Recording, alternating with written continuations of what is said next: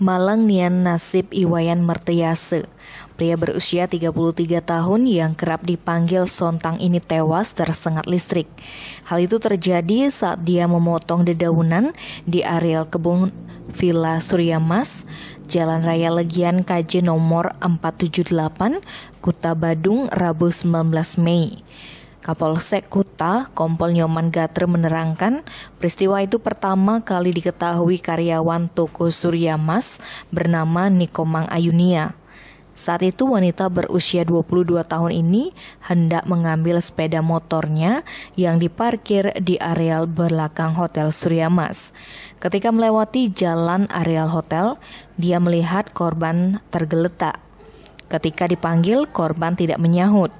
Kemudian dia memanggil rekannya bernama Juli untuk memastikan korban, namun korban tak merespon. Selanjutnya Komang Ayu dan Juli melapor kepada Dede, Ketut Aryawan dan karyawan toko lainnya untuk memastikan kondisi korban. Diduga telah tersengat listrik, Aryawan pun mematikan aliran listrik kebun.